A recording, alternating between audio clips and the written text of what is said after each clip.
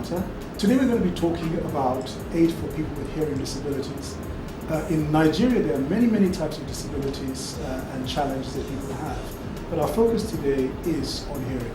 Now, Nigeria, like many other developing countries, doesn't have enough information on a topic like this. There's not even enough money out there to enable people to properly screen, to identify that these challenges exist. A recent study indicates that in Lagos schools, about 13.9% of pupils actually have hearing difficulties. But guess what? In only 2% of cases did parents and or teachers of those very pupils even know that their children were actually suffering in this way. Well, today I have with me Florence Sheikoni, who is the principal audiologist at J&J Calvary Hearing and Speech Center. And also I have with me Joseph Amusa, who is a current intern at the center. They're going to be joining me today, and they're going to be educating me as well as you, the audience, about what it is like to live with hearing disabilities. Florence, let me ask you first of all, tell us about J&J Center. What's the background? What do you stand for? What's your vision? Calvary Hearing and Speech Center was established, was registered in the year 2000, and we were working from home. But in the year 2006, we got an office space in Opuiyo. That was September 2006. Mm-hmm. And what we stand for helping people with developmental challenges, and at the end, making them to be independent in life and to earn a living for themselves. Okay. And interestingly, you have a vision acronym, APPLE, A-P-P-L-E. What does that stand for? Our APPLE is our core value in J&J Calvary Hearing and Speech Center. You know, like the doctor used to say, a apple a day take doctor out away from you. But our own APPLE stand for acceptance, passion, patience, then love, and early intervention. This our value, the APPLE, is what we expect our parents, the teachers, and the society to have concerning all the children, even the adults that has one challenge. You know, we prefer to say challenge than disability. Challenge or the other, because the moment you accept them, you know, it will take the frustration, the burden out of the home or even our society. We will talk later on about some of those challenges and frustrations. I'm going to want to come back and ask you also how you got into dealing with children with hearing disabilities. Before we proceed, tell me a bit about Joseph Amusa. Who is Joseph? Joseph Amusa is one of our clients in the center. He came in about 3.5 years ago, and when he was enrolled in our center, he was having challenges with his speech, cannot read, cannot write. And at the end of the day, we look at it that we need to empower him, and because of that, we enroll also him in our vocational unit. And he has done so many things. Now he can read, he can write his name, and the speech is really coming up before you cannot even hear him when he's talking to you. That's wonderful. Well, Joseph, welcome to the program. I know it's your first time ever appearing on television. You're probably a bit shy, aren't you? Yes. Don't worry, nothing to worry about. Later on, we're going to talk about the things that you've done, and you're going to show some of your work and tell us about your progress. Now, Florence, back to you. So how did you get into this? Well, it's a long story, but I need to just make it snappy. I mean, 2 minutes. You know, I was, after my secondary school, I was staying with one of my aunts, my sister, and she encouraged me. I was in Oyo then. Oh, why can't you go for this, to this school, I think College of Education, this special, for this work? I was frustrated. What's for me to go and do that thing, you know, the blind, working with the blind, working with the deaf, the frustration was there. I was feeling bad. I told her, I said, no, I will wait and I write my JAMB and proceed to University Street. But do you know one thing? I was at home for 6 years. It was after that 6 years, I wrote JAMB and you know, with all his joy, with the excitement that now I'm going to university. That time I put in for library science. On getting to University of Ibadan, there was a long notice. Okay, if you have put in for this course, sorry, you need to write a change of course. Right there, I said to myself, I said, this is devil in action. I was crying. And somebody came, why can't you put in for special education? You know, the thing came back to me again, ringing. This is what I said I want to do. I don't want to do 6 years ago, coming back to me. But at that point, I don't have any other option than to, I have to do it. Right, I wrote the change of course, and my guardian promised that don't worry, after your first year, I will change, you will change from that department to another one. But lo and behold, during my first year, I fell in love with this thing. I see I can help the society. Oh, so somebody that is blind can read, even to PhD level, the deaf can do this. Oh, it was amazing to me. I said no. I told my guardian, I said, I'm not changing again. I want to see how to help my society. So you see, that very thing that you had rejected is like the stone that the builder refused has now become the cornerstone. Yes. And, you know, man plans or woman plans in your particular case, but God guides their steps. And that's a powerful testimony. Yes. Now, let's ask you this. Hearing disabilities or hearing challenges, how do we know? What are the symptoms? How do people know if somebody has it? Is it something that is so obvious, even from childbirth? Actually, when we talk of hearing challenges, I do tell people it's an hidden sickness. Okay. In the sense that the closest person to you may even find it difficult to tell you that you can't hear very well.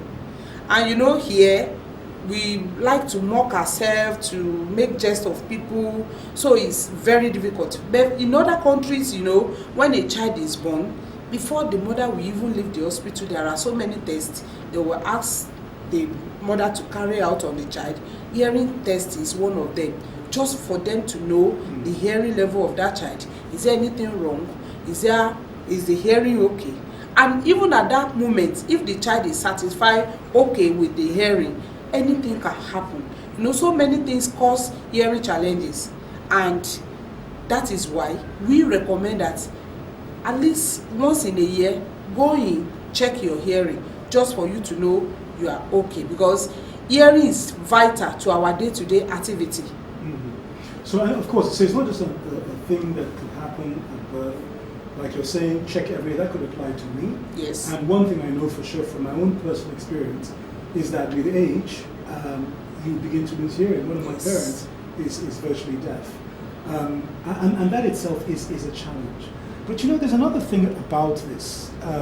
There are some other conditions like dyslexia or even autism that people maybe mistake or don't quite understand. Could you tell us about what those are? What is autism and what is dyslexia? Okay, when we talk of autism, yes, they are just, we'll call them is a developmental challenges. And how do we identify children with autism? We have some criteria we use to measure them. Three things: they lack social interaction, then they have behavioral challenges, then lack of communication. You know, hardly do you see them having speech. But for dyslexia, you know, it's majorly involve the schoolwork. You see them like when you are talking to them, they read in between lines, they are writing, it may affect their writing. You see all kinds of writing. We call them, they do have mirror writing. Mirror writing is to write from the back. Okay.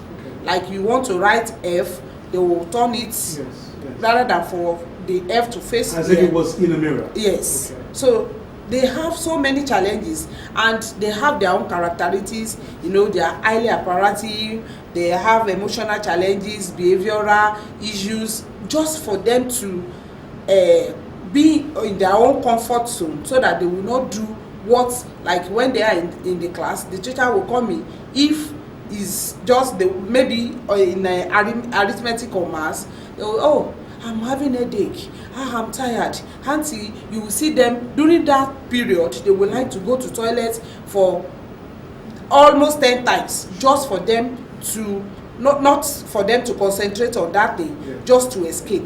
Okay, so obviously this is something that it can be unique to people, and it's not necessarily the same thing. It could be hearing, it could be something else. Yes. Now, my understanding is that Joseph, who is here with us, has a learning difficulty. Yes. What sort of learning difficulty has he got? And maybe you can share with us how it is for him.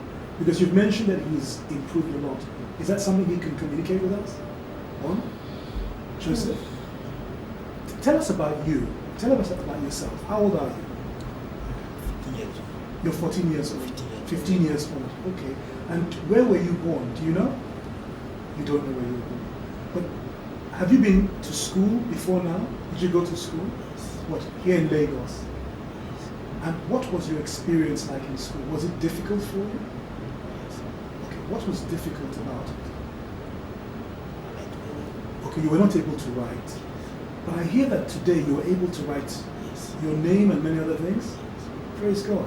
And is that because you went to J&J? What did you do at J&J that helped to improve your ability to deal with those challenges? Treatment. Teach. Okay, explain about that. What did you do exactly? You were reading books. Okay, so you like to read a lot. What kind of books do you like to read? Which? Okay, well, you love to read a lot. That's fantastic. Praise God. Well, this is evidence that so much can happen when the effort is put in. Now, when you were talking about dyslexia and autism, you appear to make some speech connections. Now, I can imagine from a practical standpoint, if somebody can't hear properly, it must be difficult to actually hear themselves speak. So this is something that I'm going to want us to talk about soon. We're just about to go for a break. We're back from the break, ladies and gentlemen. We're going to talk about the connection between hearing disabilities or hearing challenges and speech. See you shortly.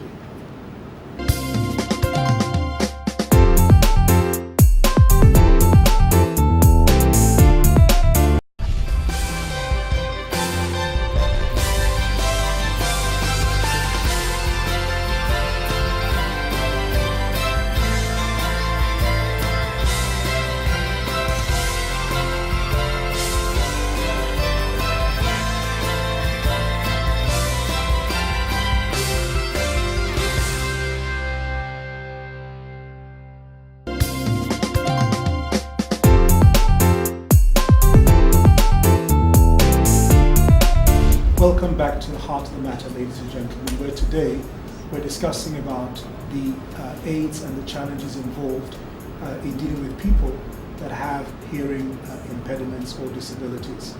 Now, before the break, we were talking about a link between hearing and speech. Is there such a link? And if so, what is it? Okay. You know, when we talk of speech cuts across all these challenges. When we talk of hearing challenges, autism, Down syndrome, dyslexia, every one of them, they have one challenge or the other as far as speech is concerned. And when we narrow it down to hearing challenge now, you know, for someone that cannot hear, definitely it will be difficult for that individual to communicate properly, or you can hear faintly. You know, when we talk of hearing challenges, we have the levels. We have there is a way we measure it. When a patient comes, we do the test for them. Then we'll be able to say, okay, this is the level you are hearing. Is it mild? Is it moderate? Is it severe? You know, for somebody that has a mild hearing challenge, definitely you'll be able to hear, but there will be a kind of distortion. Yes. Then for somebody that is moderate, there will be some challenges, but for severe, you may not even be able to hear what you are saying. At that point, it will be difficult for such individual to even communicate, because you are just talking, but you cannot really assimilate what you are saying. But I think the key thing here is, therefore, when you hear somebody with what appears to be a speech impediment, it may be an indication of a hearing impediment. That's the essence, isn't it? Yes, but that is just to confirm to you. Yes. When we have any clients in our center, we do assessments, and our assessments start from the hearing test. Yes. Just the moment we can establish that, okay, this patient can hear, then every other thing will now follow. Then you know what to focus on after that. We'll be able to say, okay, as far as hearing is concerned, this child, this individual can hear, then we'll go on with other things. So Florence, I want to move it forward. I want us to talk now about lifestyle. What it's like for people who live with hearing challenges and broadly disabilities. You know, is it discrimination? A person who has a hearing challenge when he's young, assuming it endures till he's older, well, at some stage you need to feed themselves. Do they face discrimination? How do we deal with communication and things? What is it like? You know, like I shared with you my own experience. Yes. As far as I'm concerned, you know, just for me to even go and do or study that course, I was sharing with you my disappointment, the kind of discrimination I face among my siblings. Yes. That, oh, you want to go to university and you don't have any other course to study, is this one. Now, let's look at it for somebody that has that challenge. The kind of discrimination among the family, in the society, in the school. But you know, I've come to a point that I think we need more awareness for our society. And like in our organization, we do what we call the Parent Forum. Parent Forum, we bring together parents of some of the people we work with, in order for them to share ideas together, in order for them to rub minds together. And when you come, and I will be there, and you say, oh, so I'm not the only one in this having this challenge. Oh, that is very good. And that will help us to move them forward. Because I think all this discrimination will not help the people that has challenges to move forward. And like for him, we have planned, is going to be, maybe very shortly, is not going to be a client again. He is going to be one of the staff in the center. That is just the way to lift their spirit up and help them forward. That's wonderful. Joseph, did you just hear that? Yes. How does that grab you? You're happy about that? Yes. But let me ask you this. When you were in school, did other children make jokes about you? They didn't. Oh, thank God for that. But you got through the school, you've gone very far, it seems, in J&J, and now you're going to be one of the staff. That's fantastic. Let's praise God for that. It's amazing. Now, let's move on beyond that. So we know that there are these challenges, and you even mentioned parental signs. You know, let me ask you this. What sort of things do parents do when they find their children have disabilities, whether it's hearing or otherwise? What sort of things do they do? Many parents, you know, the frustration is there, the burden. That, oh, why me? You know, the question, why, that nobody can answer is there. I've handled a boy of 15 years that time. You know, there was a publication that the parents saw about our center. The boy was about 15 years, and they brought the boy. As at that time, when you say you greet him, all what he can do is just chop knuckle. That is just the only way of communication that you can use as at that time. And there was a day, the parent was having challenges to come up, pick him from the center. We have to take him home. You know, to my surprise, the whole street, they don't know that that man has a child like that. That will be the first day they will see the boy. They started asking, are you sure? Is this man? Are you sure? So many of them, they in fact, and that's why you see so many abandoned baby everywhere, because, oh, this challenge is there. It's because of the frustration. And I think, you know, we are out to help as many. But I can't do it alone. I still need some support of the society in order for these children, they have potentials. And for the short time we work with that boy, he can play so many musical instruments. Though he came from a Muslim background, they love those things. I remember when we were doing the end of the year party that time, the parent came and they saw him playing the musical instrument to sing the national anthem. You know, the mother was crying. That how come? So my son can do this. So many parents are locked them inside. I want to tell them there are many potentials in these Let children. me ask you this, Florence, because it's so important for parents and others to know how to get hold of J&J or other centers like yours. So could you tell us, what's the way to contact you? Is it a telephone number? Is it via website? How do people reach you? Okay, telephone number is there. Then we'll have the website, JJ Yes. speechtherapist.org. Okay, fantastic. Let's move on. I want to now focus on communication. Somebody has hearing challenges, maybe some speech impediments. What are the ways of communicating? What can be done to improve their lifestyles? You know, when we talk of speech impediments, Yes. we look at the expressive and the receptive. You know, and that is why assessment is key. The moment we assess and we discover that this child can hear, like I told you earlier on, then maybe it's just using gestures to communicate, and he cannot even verbalize anything. We start with what we call the speech stimulation. Yes. From speech stimulation, you know, the child will just get used to so many things, production of sounds and so many things, and from there one word will come on, and from there sentence formation will just perfect everything.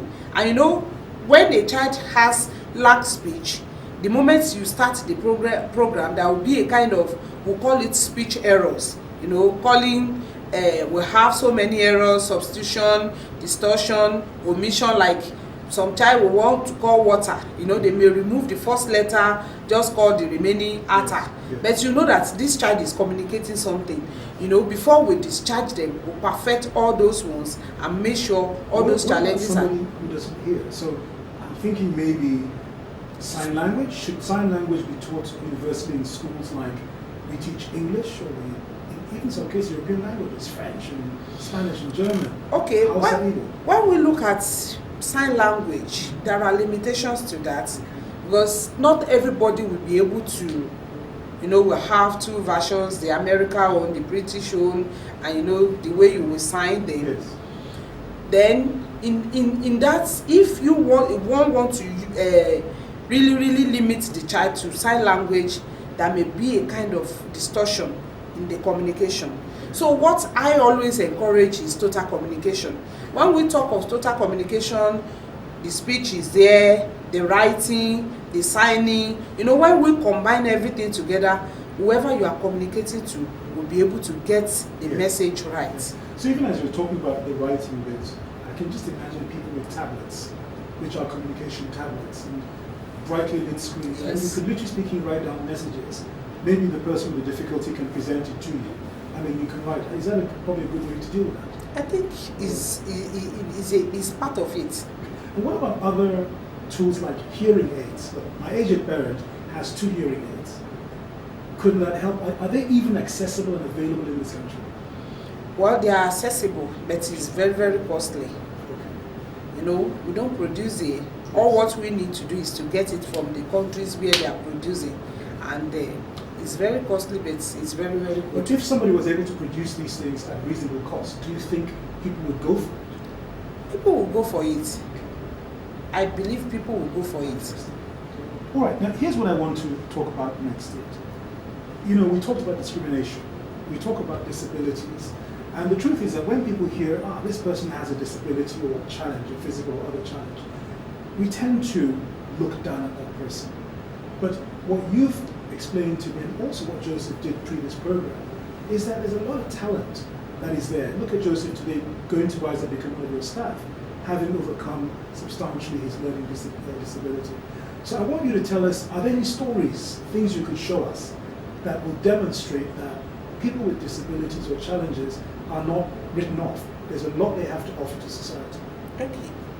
Before I will show you some of the work Joseph has done, you know, we have so many category of people who work with in our center. Yes. Like I told you, we work with the small children, even adults that have stroke. Yes. You know, it affects their speech at times, so we work with them. I have so many of them that we have worked with, and now they have they are okay. They do make calls to me, we talk, Then for the young ones, we have some of them that are, after we work with them, I know of a lady now that is doing this massaging thing. But she even said, Mommy, I will come and do it for you. And she earns a living there. Yeah, in fact, she's doing very well. And like for Joseph, you know, all these flower vase. Joseph, you made this? Yes. Tell us, what is this, Joseph? Tell me about this. It's a flower vase. How long did it take you to make this? A long time. And what is this? You used beads to do this? I like your choice of colors. They're beautiful. Okay. Then we'll have this purse for keeping, you know, as part of the training. Yes. It is just to training in a saving. Yes. You know, when you have this purse, at least in a day, You can put money in it. even if it's 10 naira, at the end of the month, you know how much that one will be. Yes. Then we'll have all these Picture frames. picture frames. Wow. We'll have this bag. Joseph made that? Yes, Made this? yes, Wow. yes, very well. Can do it. Okay. So and of course- many things you Mhm. can do. You know, different types of bag. You know, This is made out of what? Plastic bags, nylon bags. yes. Wow. This nylon bag we use for that one. Wow. You know, we sort our things from. Okay. These are table mats. Okay. Fantastic. That is really good. So you have a lot of talent, Joseph. And, you know, for me, this is very, very inspirational because all of this could be things that you would sell. And you can also sew. Fantastic. Fashion. You You can. can sew. You can sew Maybe I skirt just and found a blouse. new tailor. Well, okay, I don't wear skirt and blouse, but you can make Buba and Shokoto. You know, we need to take him bit by bit. Of course. You know, because before you can get, okay, measure 3 years, measure this, Yes. it will take time. But it's really, really catching up now. So you can sew at least skirt and blouse for ladies now. Fantastic. So we'll start with the men one. Yes, fantastic. Well, look, unfortunately, time has run out, and we need to be wrapping up the program now. But what I'd like to do is give each of you an opportunity just to say something, you know, besides what you've said. So, Joseph, your friends in J&J are probably watching you, maybe family or other people. What would you like to say to them? Just thank you, that's all. Do you want to talk about maybe what you're looking forward to? You're going to be working in J&J. Tell us more about how you feel about that. You're still too shy. Don't worry, I promise you, you will do a lot better. I'm so happy about your story. I think it's just fantastic. And God bless you, and God bless all your efforts as well. Florence, any last words? Well, the last word I want to give, we have about 5 units like I've shared. We have the speech therapy unit, the behavioral modification, the cognitive development units, the vocational, the hearing.